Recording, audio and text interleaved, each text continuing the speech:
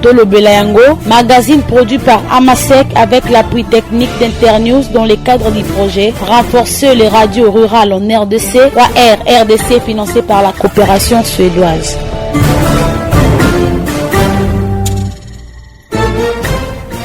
Mesdames et messieurs, bienvenue dans le magazine Tolo Belayango, invité qui vous donne toutes les informations sur la sensibilisation des questions relatives à la gouvernance, la démocratie, l'éducation électorale, l'égalité des sexes, la violence sexuelle basée sur les genres et l'impact dans la province de l'Équateur. Dans ces numéros, nous parlerons de la sensibilisation de la communauté sur les violences sexuelles à l'égard de femmes et de jeunes à l'Équateur. À la présentation, Annette Lotafi.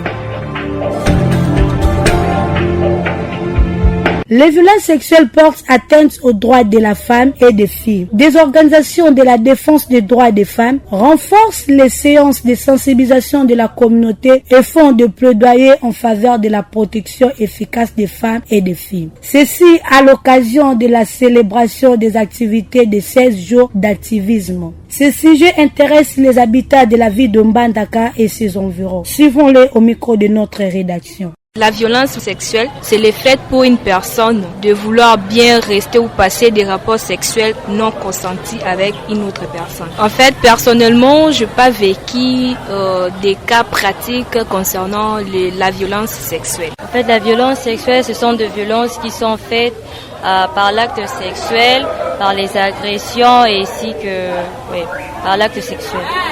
Bon, dans mon milieu, je ne sais pas trop, mais je sais seulement qu'il y a certaines personnes de ma tribu, en fait. Il y a une de mes parentés, elle a été agressée, violée par la personne, et après la personne est venue couvrir et que les dossiers n'étaient pas arrivés devant le juge. La violence sexuelle, c'est le fait de prendre une femme ou un homme par force sexuellement. Par exemple, le cas de viol.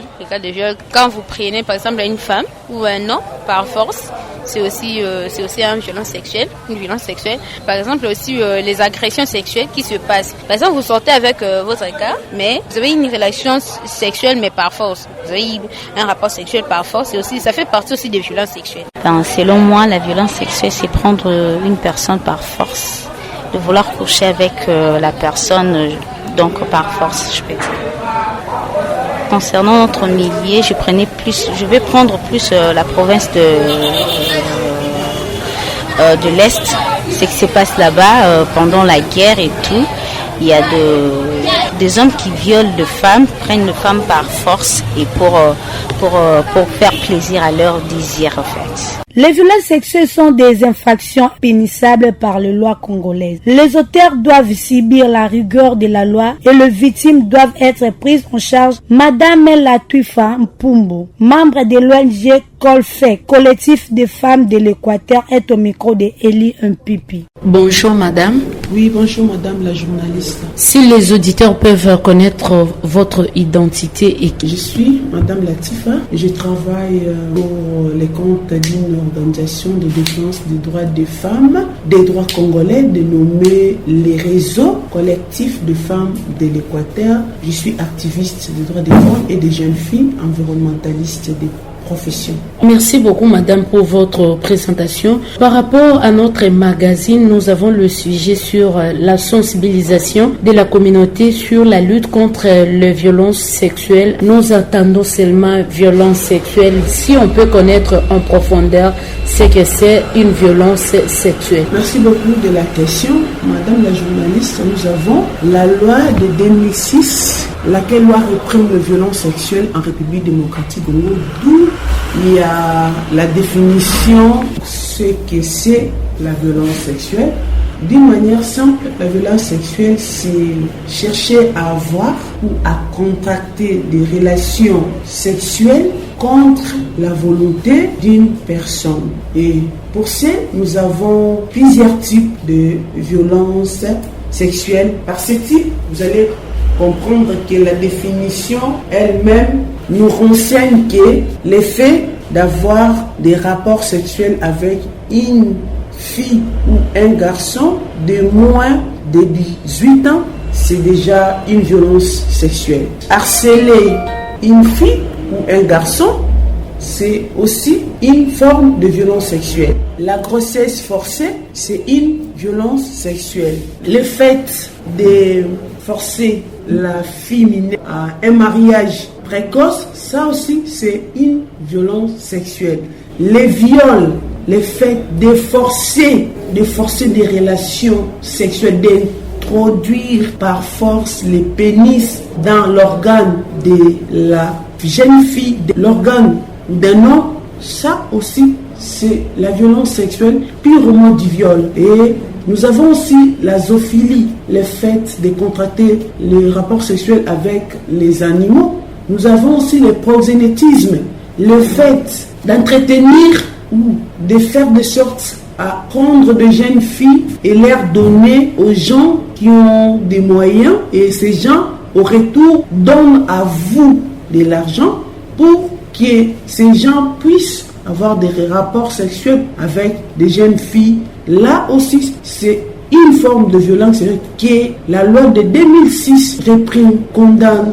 Donc voilà, d'une manière ramassée, la définition et les différentes formes de violence sexuelle. Merci beaucoup, Madame Latifa. Alors, si on peut connaître, dans toute chose, il y a une cause. Quelles sont les causes qui font à ce que nous ayons les violences sexuelles? Madame, il y a plusieurs causes pour que nous connaissions les violences sexuelles. Et je peux vous dire, il y a aussi les conflits armés qui sont à la base des violences sexuelles. Je vais vous rappeler, Madame, en 2005, ici en Bandaka, il y a eu viol massif au quartier Bongonjo. C'est partant d'un conflit et ça a dégénéré cette situation. Nous avons aussi au niveau des familles, des communautés, de l'ignorance partant de nos coutumes rétrogrades qui fait marier la jeune fille à l'âge qui n'est pas reconnu par la loi, par les codes pénals congolais. Voilà, madame. Nous avons également aussi le proxénétisme. Il y a, je voulais dire, la promiscuité au niveau des familles, la façon dont nous mélangeons les enfants, nos hôtes, et puis ça aussi, ça engendre des violences sexuelles. Il y a aussi la pauvreté. Nous allons prendre l'exemple. Dans la famille, il y a la maman par exemple qui n'est pas en mesure de donner à sa fille, ce n'est pas le tout comme tel, mais je prends l'exemple, on prépare et puis on donne seulement par exemple les pondous et il n'y a pas de foufou qui accompagne ces pondous et la maman dit à sa fille, cherche les foufous. Vous voyez, déjà c'est une manière d'envoyer la fille à aller chercher les moyens auprès des tierces. Et si ces tierces-là proposeraient à la fille des relations sexuelles pour qu'au retour, elle reçoive de l'argent, nous allons nous attendre à quoi? Voilà, madame. Et l'ignorance, il y a la méconnaissance de la loi portant réprimant les violences sexuelles en République démocratique du Congo. Il y a aussi l'impunité des bourreaux suite au dysfonctionnement, dirais-je, de l'appareil judiciaire. Ce sont là des différentes causes qui sont à la base des violences sexuelles ici dans notre communauté. En tout cas, avec vous, nous pouvons connaître aussi les causes et comment est-ce que nous pouvons lutter pour éradiquer, comment est-ce que nous pouvons mettre des barrières pour éradiquer ces systèmes dans notre communauté, ou bien nous pouvons dire mode de prévention. En fait, pour prévenir les violences sexuelles ici dans notre communauté, nous d'abord, les organisations de défense des droits des femmes, nous vont faire de cette thématique notre cheval de bataille. Comment? En mettant en place des systèmes d'alerte dans la communauté. Et les membres des comités vont chercher à avoir les informations, remonter l'information et nous devons aussi sensibiliser la communauté pour que la communauté ait de l'information sur la loi réprimant, sur les conséquences de non-répression des bourreaux. La jeune fille doit dénoncer, la famille doit dénoncer pour que ces actes soient banalisés. Et si on peut connaître, madame, est-ce que quand il y a un cas de violence sexuelle, on peut avoir les conséquences? Si oui, quelles sont alors les conséquences? Les conséquences sont multiples. Par exemple, le viol. Déjà, la personne violée est exposée au VIH-Sida, aux IST, à la grossesse, vous voyez, et aussi peut amener à la mort. Et si nous, la République démocratique du Congo, nous avons pris conscience de réprimer que la jeune fille moins de 18 ans puisse avoir des relations sexuelles, de contracter un mariage. C'est parce que déjà ça freine le développement, ça freine déjà la fille grosse. Elle-même c'est une enfant et elle doit avoir un enfant. Qu'est-ce qu'elle va faire de cet enfant? Vous voyez déjà c'est un frein. La fille ne saura pas fréquenter les études, même faire face à sa propre vie. Et demain, elle sera devenue quoi? Vous voyez déjà, une fille violée, elle est freinée son épanouissement. Elle va jouir comment de ses droits, les droits à l'éducation. Parfois, la fille est stigmatisée, elle ne sait plus fréquenter l'école là où il y a ses collègues. Et la dame ou la femme de la communauté peut même fuir la communauté, changer de village. Et cette femme-là exerçait déjà des activités dans cette communauté. Et la femme-là, elle abandonne. Et aussi, elle peut manquer de confiance de la part de la communauté. Elle faisait par exemple une activité. Il y a d'autres personnes qui vont commencer à se moquer d'elle. Et la femme sera découragée. Elle peut abandonner son activité et fuir. Et le stress là peut amener au traumatisme et jusqu'à ce que la personne peut perdre sa vie. Seulement parce qu'elle est violée. Et des citations directes pour dire non à ce qui se passe à la communauté. Nous faisons aussi des sensibilisations porte à porte pour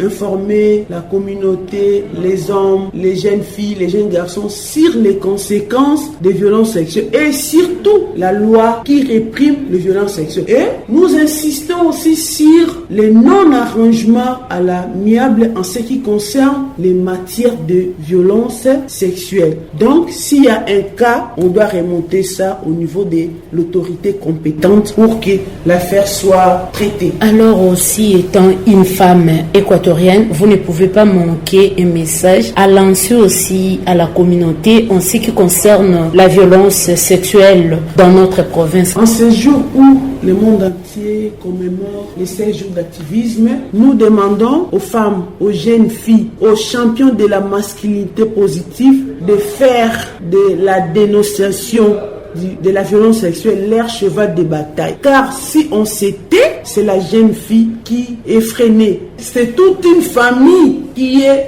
freinée. Donc voilà. Merci beaucoup. Suivez Tolobela Yango.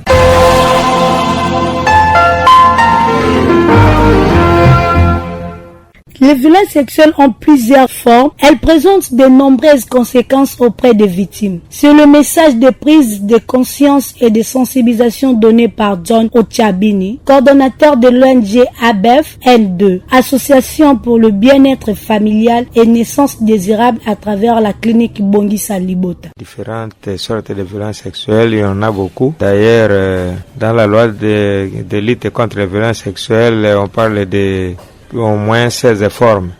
Il y en a beaucoup là-bas.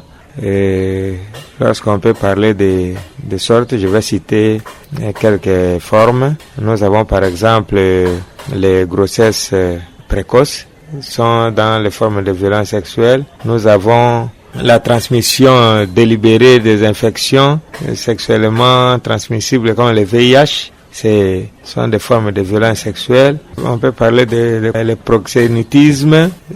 Nous avons les gens qui sont en train, par exemple, de prendre les enfants pour les initier à faire les rapports sexuels pour qu'ils bénéficient de l'argent. Nous avons même les attouchements. Par exemple, sans le consentement de la personne, vous allez toucher, pincer ses seins, lui tapoter les fesses, tout ça, ce sont les formes de violence sexuelle qui sont là. Même le fait de voir la nudité de la personne, parce que c'est ce que nous appelons aussi le voyeurisme. Donc, nous avons les jeunes gens qui vont voir, par exemple, là où se lavent les filles, ils se cachent pour commencer à voir la nudité des gens. Donc, il y en a beaucoup. Nous avons beaucoup de sortes de violences sexuelles. Donc, dans la communauté, j'ai même vu hier, il y a une école, que je ne veux pas citer les noms, qui est maintenant en train de chasser les élèves filles, soit disant qu'elles n'ont pas porté de soutien. Donc, je ne sais pas comment les chefs d'école peuvent aller jusqu'à vérifier si une fille porte des de soutien-gorge ou pas. Si tu n'as pas de soutien-gorge, tu ne peux pas entrer au cours. Donc, voyez un peu, il y a des histoires qui sont en train de se développer. Certaines écoles donnent en crédit les slips aux élèves filles de 7e et 8e. Oui, mais là, déjà, ils ont une idée qui est préconçue. On sait pourquoi, comment ils ont commencé. Pour commencer, par exemple, à donner les caches-sexes aux enfants. La présomption, c'est quoi? On ne sait pas. Donc, il y a les histoires qui sont en train de s'installer et dans ce cadre-là, qui deviennent comme normal, mais pour nous, ce sont déjà des cas suspects qui arrivent pour ce type d'actes. Il y a les gens qui se font sucer leurs organes génitaux par un partenaire. Donc, il y en a beaucoup. Et par rapport aux stratégies d'élite, nous faisons la sensibilisation tant au niveau des médias, nous faisons les porte-à-porte, on fait aussi les focus group, on peut prendre un groupe de gens, on discute sur les sujets, on montre les inconvénients. Ce sont les stratégies les plus développées par nous ici. Mais à part ça aussi, nous faisons la prise en charge tant médicale que psychosociale. Nous faisons l'accompagnement, même judiciaire et juridique, parfois, de ces victimes, même l'accompagnement ou la réinsertion socio-économique. Parce que lorsqu'on parle de ces jours d'activisme, on voit la période qui va du 25 novembre au 10 décembre. Donc, c'est une période que nous pouvons dire la période festive. Donc, ce sont les préparations des fêtes de fin d'année. Et dans ces cas, il y a aussi une augmentation des cas de violence sexuelle qui se fait parce que tout le monde a besoin de fêter, tout le monde a besoin de s'enjoliver, tout le monde a besoin d'avoir quelque chose de nouveau. Et c'est ce qui fait que les filles, par exemple, vont s'adonner aux garçons et les garçons vont commencer à devenir parfois des voleurs à la maison. Ils volent des biens, ils vendent pour commencer à préparer déjà leur fête. Comment ils sortiront avec les filles, comment on peut acheter par exemple de l'huile, des slips, et ceci pour les filles, comment on peut arriver à arranger la chevelure. Donc tout ça, ça fait que les filles aussi vont s'abandonner, elles vont commencer à fuir, que ce soit l'école, à fuir la maison pour qu'elles puissent chercher quelque chose là. Et on parle souvent de l'Ikelemba chez nous. Donc elles peuvent commencer à gérer 2 ou 3 relations et pour bénéficier des avantages que chacun va lui offrir et afin de pouvoir être un gagnant ou un bénéficiaire pendant les jours de fête. Donc tout ça, nous devons déjà prévenir pour que les parents puissent veiller sur leurs enfants, sur les filles, parce que ces derniers temps ici, les filles sont plus sollicitées, que ce soit au niveau des écoles, au niveau des églises, au niveau de la communauté et partout. Les filles sont en train d'être menacées par des gens pareils. Donc les parents doivent ouvrir l'œil pour bien gérer les filles. Et aussi on a constaté que plus maintenant, ce sont les plus petites qui sont touchées. Les fillettes qui ont même 6 mois, 1 année, 5 ans, 8 ans, donc le moins de 12 ans. Autrefois c'était un peu l'âge de 14 à 17 ans, mais maintenant on descend même vers les enfants de 5 ans qui sont plus violés même par les adultes. Donc on doit y veiller, on doit multiplier les messages, donc l'éveil au niveau même de la maison, les gardiens d'enfants, veiller même sur les voisins. Donc ouvrons seulement les yeux pour que nous puissions diminuer un peu le taux de ces violences. Tolobela Yango, c'est fini pour aujourd'hui. À la présentation, c'était Annette Lotafé. Tolobela Yango, c'était magazine produit par Amasek avec l'appui technique d'Internews dans le cadre du projet renforcer les radios rurales en RDC, 3RRDC, financé par la coopération suédoise. Merci de nous avoir suivis et à la prochaine.